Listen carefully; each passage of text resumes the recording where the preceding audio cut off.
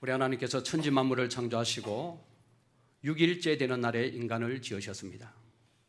창세기 2장 7절 말씀을 보시면은 여호와 하나님이 땅의 흙으로 사람을 지으시고 그 코에 생기를 불어여시니 사람이 생명이 되었다, 이렇게 기록을 하고 있습니다. 그러니까 사람에게는 육체가 있고 영혼이 있는 것이죠. 사람은 영육 통일체로서의 인간인 것입니다. 전도서 12장 7절 말씀에도 보면 죽음에 대해서 말하고 있습니다. 흙은 여전히 땅으로 돌아가고 그 영은 그것을 주신 하나님께로 돌아가기 전에 기억하라, 그렇게 말씀을 하고 있습니다. 여기서 말하는 흙은 육체를 말하겠지요. 그 흙은, 육체는 땅으로 돌아가게 되고 영은 그것을 주신 하나님께로 돌아가기 전에 여호와 하나님을 기억하라고 전도자는 말씀을 하고 있는 것입니다. 이렇게 여러분, 사람은 영과 육이 연합해 있다가 죽음을 통해서 분리가 되는 것이지요. 그래서 죽음에 대한 신학적인 표현은 영과 육이 분리되는 것입니다. 그래서 육은 흙으로 돌아가게 되는 것이고 영은 그 주신 하나님께로 가게 되는 것이지요. 그렇기 때문에 여러분, 육체도 나이고 영혼도 나라는 것입니다. 그래서 육체와 영혼은 서로가 서로에게 영향을 주고 받게 되는 것이죠. 체육학 박사인 원정혜 씨가 쓴 글 가운데서 이런 표현이 있습니다. 분노가 심하면 간이 상하고, 우울이 심하면 폐가 상하고, 공포가 심하면 신장이 상하고, 지나치게 골몰하면 비장이 상하게 된다. 폭력이 앉아 계신 분들 가운데서 골몰하게 생각하는 것을 절개하시는 분이 계십니까? 그러면은 비장 검사를 해보셔야 합니다. 비장은 굉장히 중요한 장기예요. 우리 피를 걸러주는 역할을 하고 있는 굉장히 중요한 장기입니다. 비장이 상하면 어떻게 되겠습니까? 피가 탁하게 되고 문제가 분명히 생기게 되겠지요. 이 원정혜 박사가 말하고 있는 이 표현이 우리에게 던지는 메시지가 무엇일까요? 제가 조금 전에 여러분들에게 사람은 영육 통일체로서의 인간이다, 그렇게 말씀을 드렸습니다. 육체도 나고 영혼도 나라고 말씀을 드렸습니다. 분리할 수가 없는 것입니다. 죽음을 통해서 분리되지만은 예수님께서 이 땅에 재림하실 때가 되면 육체가 일어나게 되고 영혼을 주께서 데리고 오시고 다시 영육 통일체로서의 완전한 인간으로 회복되는 것입니다. 원정혜 씨가 말하는 것이 무엇입니까? 마음의 상태가 신체에 그대로 영향을 미친다는 것입니다. 걱정이 있고 근심이 많으면 소화가 잘 되지 않아요. 걱정과 근심은 영혼의 문제고 마음의 문제입니다. 그런데 그것이 그대로 육체에 영향을 미치게 되는 것을 보게 됩니다.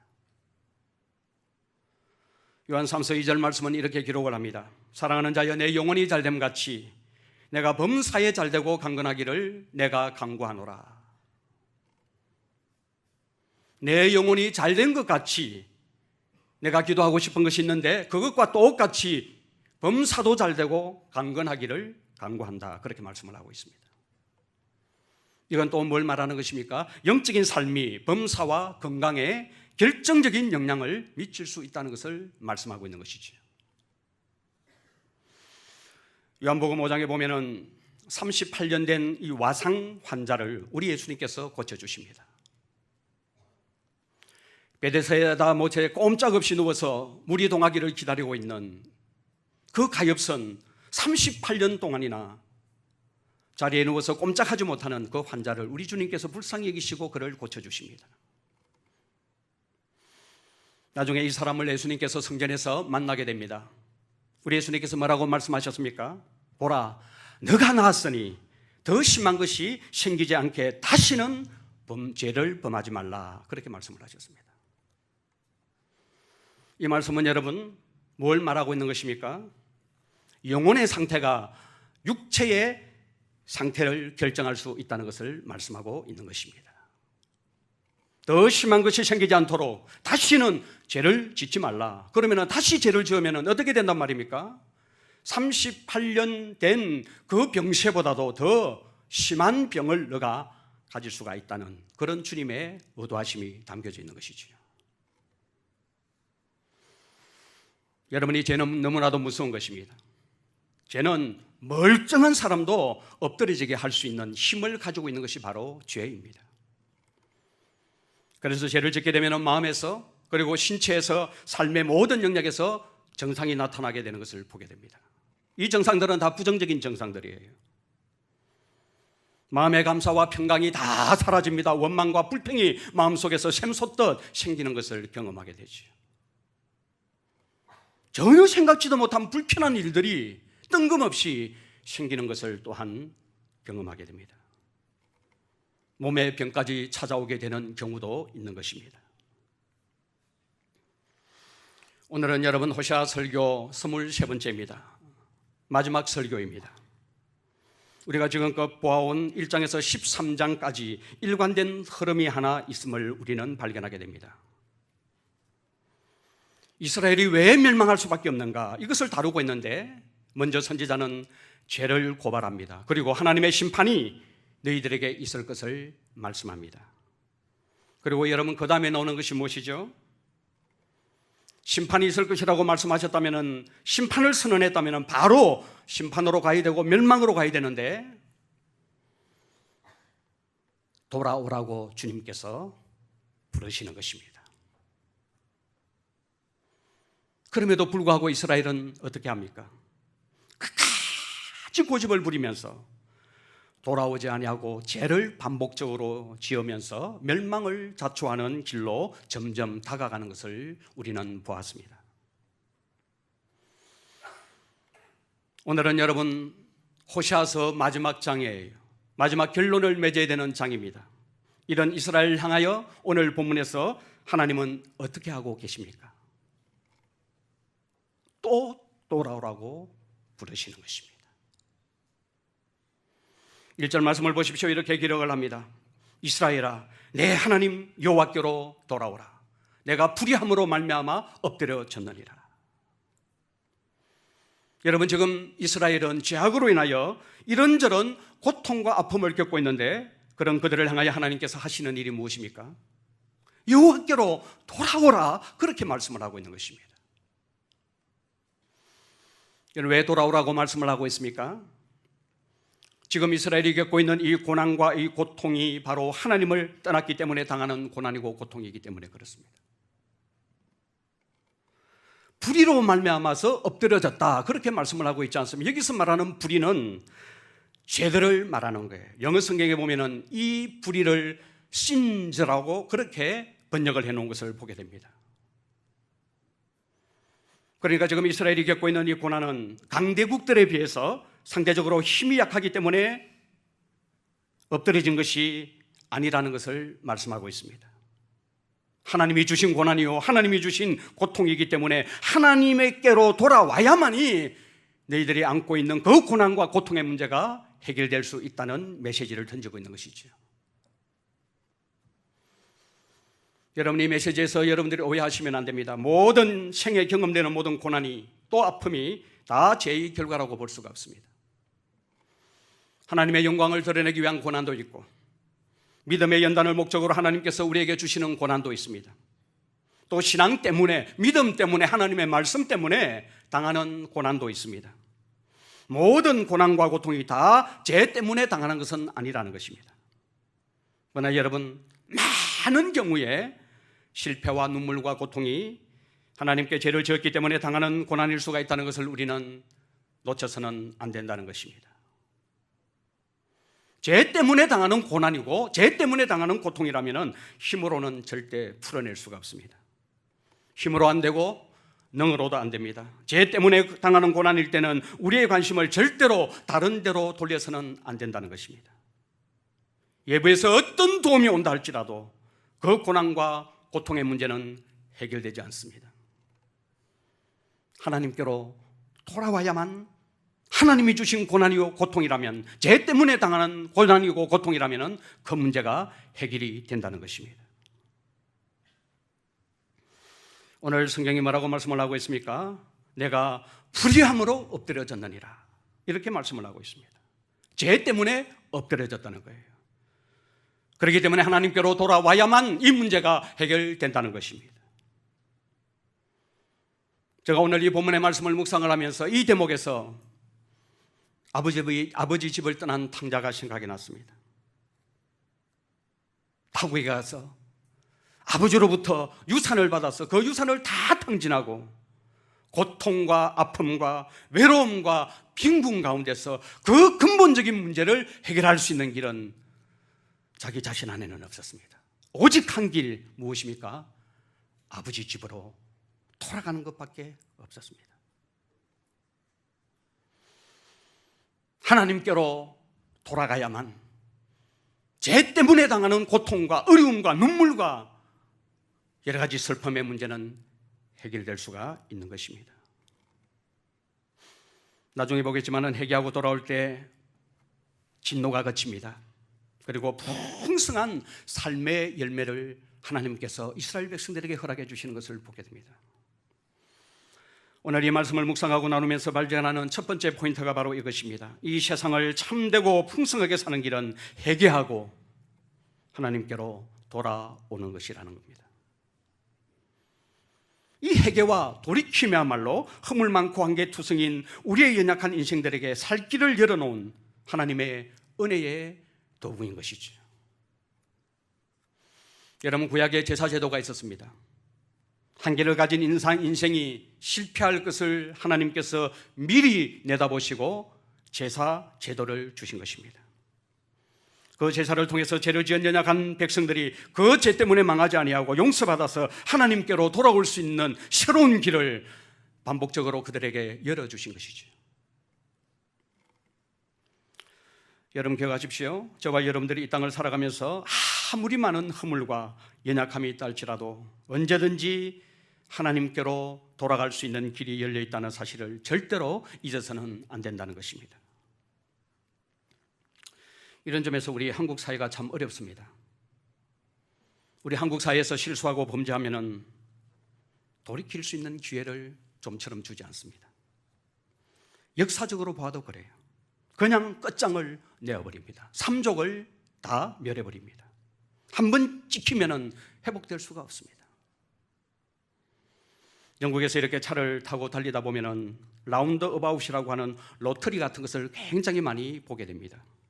심지어 고속도로를 달리는데도 라운드 어바웃이 여러 곳에 있는 것을 제가 경험을 했습니다. 차가 돌면서 제자리를 이렇게 찾아가게 되지요. 우리는 오른쪽으로 이렇게 도는데 영국은 운전 방향이 달라요. 왼쪽으로 이렇게 돌아가야 됩니다. 왼쪽으로 돌면서 가지길이 한 6개, 7개씩 나 있는데 자기가 필요한 길, 가고자 하는 그 길을 선택해서 가게 됩니다. 잘못 들어설 때는 걱정할 필요가 전혀 없습니다. 조금만 더 가면은 또 라운드 어바웃이 있기 때문에 그렇습니다. 그러면은 또 길을 돌아서 와가지고 제자리를 찾아 들어가면 되기 때문에 그렇습니다. 저는 이런 교통문화가 그 나라의 정서를 잘 보여주는 한 예가 아닌가 그런 생각을 해보았습니다. 이 나라는 잘못하고 실수하고 넘어져도 얼마든지 기회를 주는 그런 나라구나. 실제로 그렇게 기회를 주고 있는 것이 맞습니다. 우리 하나님은 라운드 어바웃과 같은 분이십니다. 우리 하나님은 로터리 같은 분이십니다. 하나님은 우리가 죄 가운데 멸망하는 것을 절대로 원하지 않습니다. 언제든지 회개하고 돌아와서 하나님의 은혜와 복을 누리기를 원하는 것이 우리 하나님의 본심이라는 사실입니다. 저는 여러분 기억하십시오. 우리가 하나님께로 돌아가기만 한다면 우리의 문제가 참되게 해결된다는 사실을 알아야 합니다. 이것이 얼마나 감사해야 될 제목입니까? 하나님께로 돌아가기만 하면 언제든지 새로운 출발을 할 수가 있기 때문에 그렇습니다. 과거를 묻지 않습니다. 과거를 책망하지 않습니다. 유추해서 우리에게 벌을 주지 않습니다. 바른 중심으로 바른 말씀을 가지고 하나님께 돌아가기만 하면은 동이서에서 먼 것처럼 다 주께서 잊어버리고 새로운 출발을 명하시는 분이 우리가 믿고 있는 하나님이시라는 것입니다. 지난주일 설교에서 요나를 언급을 했습니다. 하나님의 말씀을 무시하고 도망쳐버린 이 요나, 말씀의 선지자로 부름을 받았음에도 불구하고 그 말씀을 요나는 거부했습니다.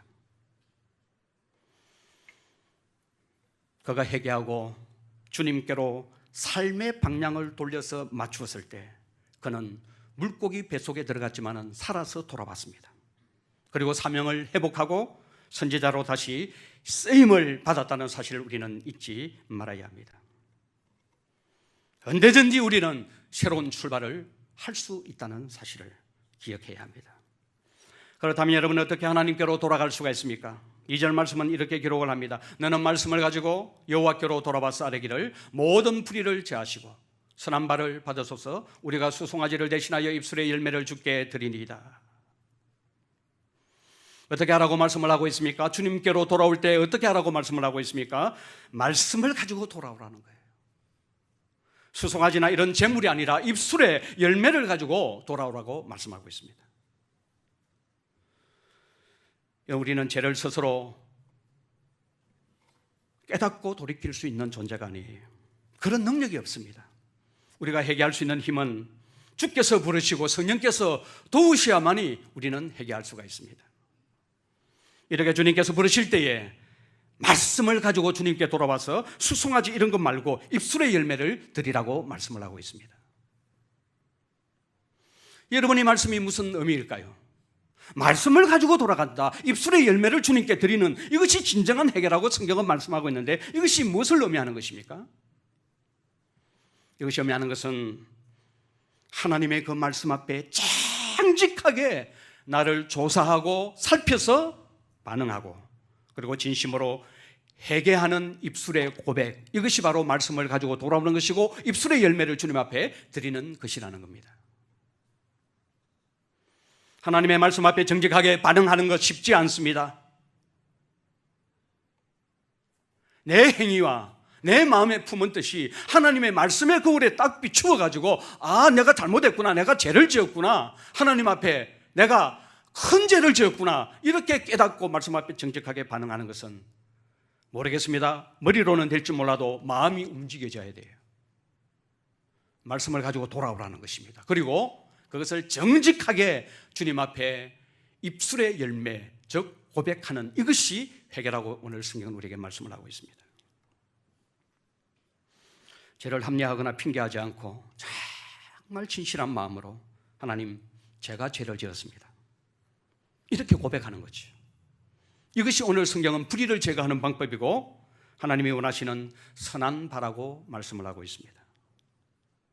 아마 이 설교를 듣는 여러분들 가운데서는 이런 질문을 하실지 모르겠습니다. 자신의 잘못을 인정하고 정직하게 깨닫고 고백하는 것을 회개라고 할 수 있습니까? 이렇게 말할 수 있는 분이 계실지 모르겠습니다. 여러분, 지난 시간에도 말씀을 드렸다시피 부부 싸움을 하거나 교인들끼리 다툼이 생겼을 때 하나님, 제가 잘못했습니다, 집사님, 제가 잘못했습니다, 이렇게 여러분 말하기가 쉽습니까? 어렵습니다.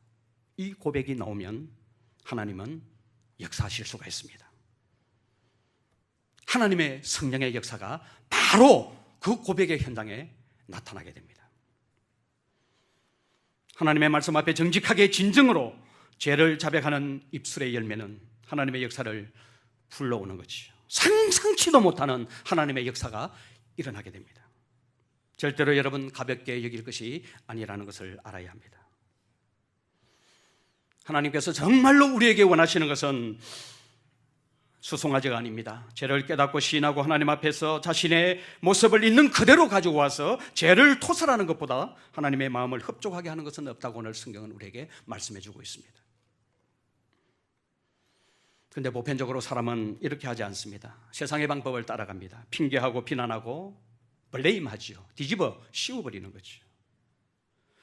그래서 자기는 아무런 문제가 없고 다 상대방이 문제고 상대방이 회개해야 되고 그러면서 상대방을 손가락질하면서 비난하는 것을 보게 됩니다. 이것이 일반적으로 우리가 죄에 직면했을 때 취하는 세상적인 방법입니다. 그러나 하나님의 방법은 무엇입니까? 자신의 죄를 정직하게 하나님의 말씀 앞에 인정하고 고백하는 것이지. 이것이 하나님의 은혜의 문을 여는 방법이고 하나님이 역사하도록 하는 축복의 통로라고 오늘 성경은 우리에게 말씀하고 있습니다. 사람과의 관계도 여러분 마찬가지입니다. 모든 잘못은 상대에게 있고 내 잘못은 하나도 없고 자신의 정당성을 주장하는 일들로 인해서 정말로 쉽게 해결될 수 있는 그런 일들을, 많은 일들을 어렵게 만드는 것을 우리는 보고 또한 경험하게 됩니다. 형제여 자매여 정말 내가 잘못했습니다 이렇게 말하면 모든 문제는 다 끝이 나고 그 관계가 회복되고 그 가운데 성령의 부으심의 은혜를 입게 되는데 보편적으로 사람이 그렇게 하지 않아요. 자신을 정당합니다, 정당함을 주장하면서 너무나도 쉽게 해결될 수 있는 그런 문제들을, 복잡하게 문제를 만들어버리는 경우를 보게 돼요. 이것이 우리가 취하는 일반적인 방법입니다. 하나님이 선하게 여기는 것이 무엇이라고 오늘 성경은 우리에게 말씀하고 있습니까? 하나님 앞에서 정말 정직한 것입니다. 말씀을 가지고 돌아오는 것입니다. 그리고 입술의 열매인 사죄의 은총을 구하는 것입니다. 제 모습 속에서 보는 것이고요, 또 우리 사회에서 보는 것입니다. 제가 잘못했습니다. 제가 실수했고 제가 모든 문제의 뿌리입니다. 제가 책임지겠습니다. 이런 모습을 찾아보기가 너무나도 어렵습니다. 책임 전가하고 애써 피하려고 하고 숨기려고 하기 때문에 문제가 해결되지 않는다는 것입니다. 죄를 접어두고 정당하고 합리화하는 것은 어리석은 것이고 절대로 좋은 것이 아닙니다. 말씀을 가지고 정직하게 하나님 앞에 나아가서 토설하는 것이 오늘 성경은 우리에게 지혜요 총명이라고 말씀을 해주고 있습니다. 하나님께로 돌아가기 위해서는 여러분은 어떻게 해야 합니까? 3절 말씀을 보시면 이렇게 기록을 하고 있습니다. 우리가 아수르의 구원을 의지하지 아니하며 말을 타지 아니하며 다시는 우리의 손으로 만든 것을 향하여 너희는 우리의 신이라 하지 아니하오리니 이는 과가 주로 말미암아 긍휼을 얻음이니이다 할지니라. 오늘 이 3절 말씀에서 눈에 확 들어오는 반복된 표현을 여러분 보십니까? 아니하며라는 이 말이 세 가지 제목으로 나오는 것을 보게 돼요. 이 세 가지는 이스라엘의 대표적인 세 가지의 죄악입니다. 이 세 가지는 다 눈에 보이는 것들이에요. 이스라엘은 눈에 보이지 않는 하나님보다도 눈에 보이는 열강을 의지했습니다. 아수르를 의지했고 애굽을 의지했고 군사력을 의지했고 눈에 보이는 우상을 더 의지했습니다. 하나님을 의지하지 않았습니다. 눈에 보이는 것들이 눈에 보이지 않는 하나님보다도 훨씬 더 실제적이고 유용하고 더 커 보였기 때문에 그렇습니다. 이렇게 눈에 보이는 것들에 매여서 신앙을 다 까먹어버리고 세상을 쫓아 살게 된 것이지. 오늘 우리도 여러분 그렇습니다. 여러분들의 근심과 걱정을 가져가는 것은 무엇입니까? 눈에 보이지 아니하는 하나님께서 여러분들의 근심과 걱정을 가져갑니까? 아니면은 여러분들의 근심과 걱정을 가져가는 것이 돈입니까? 아니면은 힘 있는 사람이 가져갑니까? 다 하나님이라고 말할 거예요. 나는 하나님을 믿기 때문에, 하나님이 나의 목자가 되시기 때문에 나를 푸른 초장으로 쉴 만한 물가로 인도해 줄 확신하고 내 근심과 걱정을 하나님이 다 가져간다. 그렇게 여러분들이 이론적으로는 고백할지 모르겠습니다. 그러나 실제로는 그렇지 않습니다.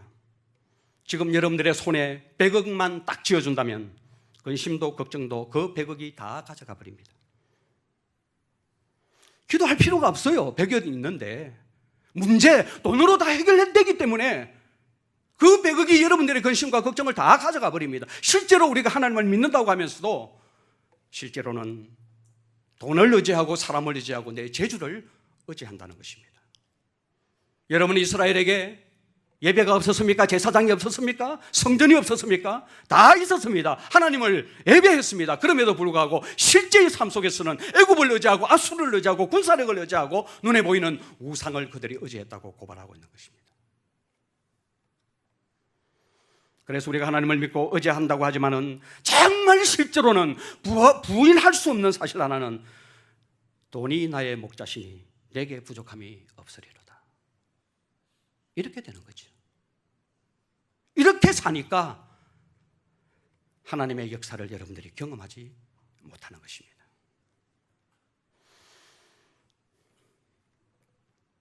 돈 있고 힘 있는 사람을 의지하는 것이 여러분 두려운 일임을 알아야 합니다. 왜 그렇습니까? 여러분들이 그렇게 살면 하나님으로부터 오는 진짜의 도움과 능력을 입지 못하기 때문에 그렇습니다. 하나님을 진짜로 믿어야 합니다. 어떤 상황 속에 우리가 놓여 있든지 간에 정말 하나님은 살아계시고 우주 만물을 창조하시고 내 생을 결정하는 분이시다는 사실을 진짜로 믿고 내 생을 맡겨야만이 하나님께서 내 생을 다루어 주신다는 사실입니다.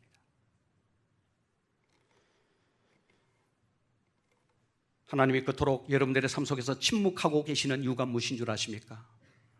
나름대로 주일 성수하고 나름대로 신앙생활 한다고 하는데 하나님이 침묵하시는 거예요. 기도의 반응이 없습니다. 기도의 응답이 없습니다. 실제로 하나님을 경험하는 삶이 부족합니다. 왜 하나님께서 그토록 우리의 삶에 침묵하십니까? 침묵하는 이유는 딱 하나입니다. 하나님 외에 믿고 의지하는 것들이 우리에게 있기 때문에 그렇습니다. 하나님은 질투하시는 하나님이십니다. 하나님은 나만 사랑하라고 말씀하십니다. 나만 알라고 말씀하십니다. 나만 의지하라고 말씀하십니다. 그럼에도 불구하고 우리는 의지하는 것들이 너무나 많습니다. 돈을 의지하고 사람을 의지하고 내 재주를 의지하기 때문에 내 삶 속에서 하나님이 역사하지 못하고 침묵하고 있다는 사실입니다. 이스라엘 백성들에게 하나님은 여러 번 말씀을 했습니다. 내 손이 짧아서 너희들을 구원하지 못하겠느냐? 내 손에 힘이 없어서 너희들을 구원하지 못하겠느냐? 하나님에게는 아무런 문제가 없습니다. 문제는 바로 우리 자신에게 있기 때문에 그렇습니다. 하나님만 알고 하나님만 의지하고 하나님만 사랑해야 되는 이 일편단심의 신앙이 왜곡되어서 눈에 보이지 않는 하나님을 의지하기보다는 눈에 보이는 사람을 의지하고 돈을 의지하고 자신이 가지고 있는 재주를 의지하기 때문에 우리의 삶 속에 하나님의 역사를 경험하지 못하고 있는 것입니다. 하나님이 역사하지 못하시는 것이 아니라 하나님이 역사하지 않으시는 것이지. 영국의 허드슨 테일러 선교사와 고아의 아버지인 조지 물러는 동시대의 사람입니다. 두 분 다 영국의 목사입니다. 허드슨 테일러 선교사가 선교사로 부름을 받았을 때 후원하는 사람, 후원하는 기관이 한 군데도 없었습니다. 오직 하나님만 의지하는 조지 물러 목사를 통해서 도전을 받고 하나님께서 나를 선교사로 부르셨다면 정말 빈손으로 중국으로 떠나도 하나님께서 책임져 주실 것이다. 딱 하나님을 의지하는 이 믿음 하나만 가지고 중국 내지로 들어가서 선교 활동을 하게 됩니다. 그곳에서 그가 경험한 것은 하나님을 의지하는 믿음 하나만 가지고 갔는데 그곳에서 하나님이 기적적인 방법을 동원해서 먹이시고 입히시고 살게 해 주신 것을 그는 50년 선교 사역을 하면서 그가 경험을 했습니다. 엄청난 일을 했습니다. 하나님만 의지했기 때문에 그렇습니다. 사랑하는 성도 여러분, 세상이 커 보이고 돈 많은 사람이 더 부럽게 여기십니까? 서울에는 강남에 집 한 채만 가지고 있어도 30평짜리 그 집값이 25억에서 30억 한대요. 절망감이 듭니다. 코랑 아파트 2억입니다. 국제 아파트 1억입니다. 서울에 가면은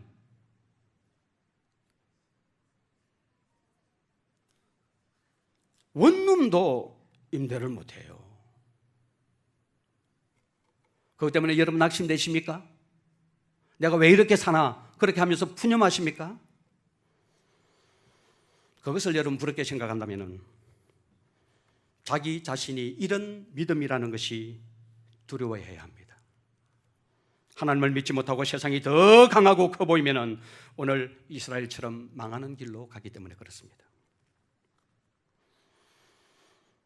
자각하고 주님께로 돌아와야 합니다. 주께로 돌이켜야 합니다. 자, 이렇게 회개하고 주께로 돌아온 자들에게 어떤 일이 일어나게 됩니까? 4절 말씀을 보십시오. 이렇게 기록을 합니다. 내가 그들의 반역을 고치고 기쁘게 그들을 사랑하리니 나의 진노가 그에게서 떠났음이니라. 여러분, 하나님이 제일 먼저 하시는 일이 무엇입니까? 회개하고 돌아온 자에게 하나님께서 제일 먼저 하신 일은 오늘 성경 말씀에 보면은 내가 그들의 반역을 고친다, 그렇게 말씀하고 있습니다. 옛날 개역 성경으로 보니까 이 반역을 패역을 고친다라고 그렇게 나와 있어요. 반역한 마음을 고쳐주신다는 것입니다. 여러분 죄만 사해 주시면은 아무런 의미가 없습니다. 회개하고 깨어진 심령에게 하나님이 임해서 그 패역한 마음의 밭을 기경해서 부드럽게 바꾸어 주시고 고쳐 주시는 것을 먼저 하신다고 말씀을 합니다. 여러분 마음이 바뀌지 않으면은 외적으로 아무리 바뀌어도 아무런 의미가 없습니다. 사고치고 제자리로 돌아갑니다. 똑같은 자리에 가면 그 사람은 또 넘어집니다. 그래서 가만히 보면은 넘어진 그 자리에 그 사람이 또 넘어집니다. 어떤 상황이 만들어져서 거기서 실족했죠. 또 다음에 그런 상황이 만들어지면 그 사람은 또 실족하게 됩니다. 왜 그렇습니까? 패역한 마음이 바뀌지 않았기 때문에 그렇습니다. 그래서 하나님께서 먼저 하시는 일이 무엇입니까? 너희들 죄 없다, 이제 해결되었다, 그렇게 말씀하지 아니하시고 돌이키고 돌아오는 그들을 향해서 그 반역한 패역한 마음을 먼저 고치시는 일을 먼저 하신다는 것입니다. 마음이 변하지 않으면 아무리 신앙생활을 해도 여러분 의미가 없습니다. 서로 만나서 잘못했니 잘했니 해가지고 따져가지고 그래 내가 잘못했구나 그래서 이제 다음부터 잘해보자. 마음 안 바뀌면 그런 일을 죽을 때까지 눈에 흙이 들어갈 때까지 그거 해야 합니다. 그래서 하나님은 아시는 거죠. 문제를 해결해 주는 것보다도 더 중요한 것은 중심을 바꾸어 놓는 것입니다. 얽히고 슬킨 문제 때문에 지금 고통하고 눈물 흘리고 계시는 분들이 계십니까? 주님께서 능력으로 임하셔서 그 문제를 바로 해결해 줄 수 있는 능력이 있는 분임에도 불구하고 그렇게 하지 않는 이유를 아시겠습니까? 그런 긴 과정들을 통해서 여러분들의 마음을 먼저 만지시기를 원하는 것입니다. 마음을 바꾸기를 원하시는 것입니다. 그 완고하고 패역하고 반역한 그 마음속에 성령과 주의 말씀을 부어서 마음을 바꾸지 아니하면은 또 제자리로 돌아가기 때문에 마음을 바꾸기를 원하는 것입니다.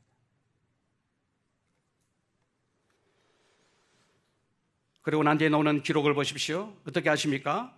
기쁘게 사랑해주고 진노를 다 가져가 주신다고 말씀을 하고 있습니다. 내가 그들의 반역을 고치고 그 다음에 기쁘게 그들을 사랑하리니 나의 진노가 그에게서 떠났음이니라.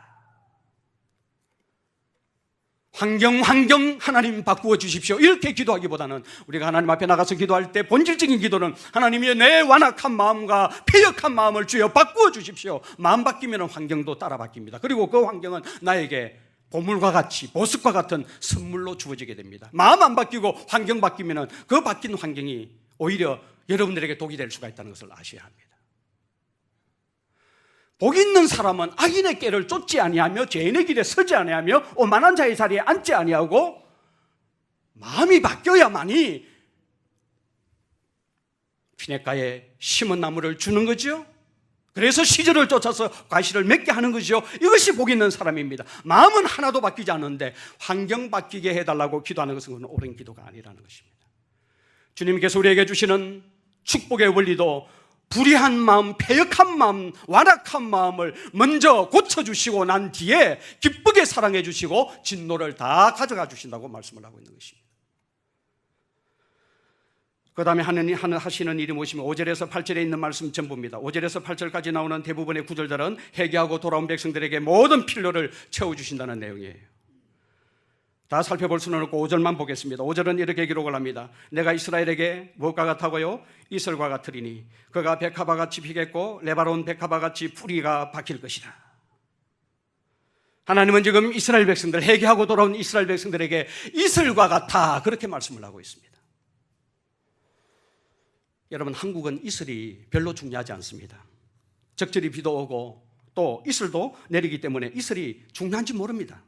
그런데 이 팔레스틴의 땅의 이슬은요 생명체의 생존과 열매의 결정력입니다. 매일 이슬이 내려주지 아니하면 수분이 없기 때문에 말라 죽어요. 적절한 시기에 이슬, 매일매일 그 이슬이 얼마나 중요한지 모릅니다. 그래서 하나님은 그들의 자연 환경을 너무나 잘 아시고 또 이렇게 말씀하시면은 귀에 쏙쏙 들어오는 말씀이 되기 때문에 뭐라고 말씀하십니까? 회개하고 돌아온 너희들에게 하나님 나 자신이 바로 이슬과 같아 그렇게 말씀을 하고 계시는 거예요. 소낙비처럼 표현하지 않지요. 매일 변함없이 내려서 그 건조한 땅을 촉촉히 적셔주시면서 말씀을 소성케 해주시는 것입니다. 그렇게 해서 어떻게 됩니까? 그 시대에 좋은 것은 다 끌고 옵니다. 5절에서 7절에 있는 말씀 읽고만 넘어가겠습니다. 5절에서 7절, 내가 이스라엘에게 이슬과 같으리니 그가 백합화 같이 피겠고 레바논 백합목 같이 뿌리가 박힐 것이라. 그의 가지는 퍼지며 그의 아름다운 감람나무 같고 그의 향기는 레바논 백합목 같으리니 그 그늘 아래에 거주하는 자가 돌아올지라. 그들은 곡식같이 풍성할 것이며 포도나무같이 꽃이 필 것이며 그 향기는 레바논의 포도주같이 되리라. 이렇게 말씀을 하고 있습니다. 너무나도 아름답고 우아하고요, 향기롭고요, 알이 꽉 차 있는 포도주 같고요, 그리고 포도주처럼 감미로운 것입니다. 누가 이렇게 된다고 말씀하고 있습니까? 하나님께로 돌아온 이스라엘 백성들이에요. 저는 이 5절에서 7절에 있는 이 말씀을 가만히 보면서 이 자태가 너무 심상치 않다. 백합화같이 꽃을 피운다. 백합목 뿌리가 깊이 박히고 가지가 퍼지는 것 같고 아름다운 감람나무처럼 향기로운 레바논 백합목처럼 풍성한 포도나무처럼 포도주같이 될 것이다. 이렇게 말씀하는데 이 자태가 이게 심상치가 않은 것입니다. 여러분, 하나님께서 우리에게 매일 내려주시는 이 이슬 같은 하나님의 은혜를 먹으면 누구도 흉내낼 수 없는 자태를 가지게 되는 것입니다. 주께로 돌이킨 심령에게 이런 놀라운 자태를 허락해 주신다고 약속을 하고 있습니다. 목회하는 저에게 가장 큰 기쁨이 무엇이겠습니까? 무엇이겠어요? 등록교인이 많아져가지고 교회가 날로 성장하고 부흥하는 것, 그것도 저에게 기쁨이겠죠. 본질적인 기쁨이 하나 있습니다. 아마 모든 목사들이 원하는 기쁨일 거예요. 그 기쁨이란 것은 하나님이 매일 내려주시는 이 은혜의 이슬을 먹고 변화된 사람들에게만 볼 수 있는 자태를 보는 것, 이것이 목회하는 저에게 가장 큰 기쁨입니다. 사람들이 이렇게 변화되었을 때 보이는 그 자태는 원래 모습과 똑같죠. 눈, 코, 입 은혜 받았다고 해서 내려앉은 코가 일어서는 것도 아니고요, 쌍꺼풀 없는 눈이 쌍꺼풀이 생기는 것도 아니고 빠지니까 생기는 것도 아니고요, 똑같습니다. 그 모습은. 그런데 놀라운 것은 똑같은 외모를 가지고 있는데도 자태가 달라지는 것입니다. 자태가 달라요. 분위기와 느낌이 달라요. 깊이가 달라요. 그분을 보면은 향수 안 뿌렸는데 향기가 나요. 하나님이 매일 내려주시는 이 이슬 같은 은혜를 먹고 사는 사람들에게 보여지는 자태입니다. 그걸 정말 저는 보기를 원한다는 것입니다. 이렇게 주님의 이슬을 먹으면 변화된 백성들은 아름다운 자태를 가지게 됩니다. 저와 여러분의 속 사람이 다루어지면 다 바깥으로 보여집니다. 다 여러분 드러나게 됩니다.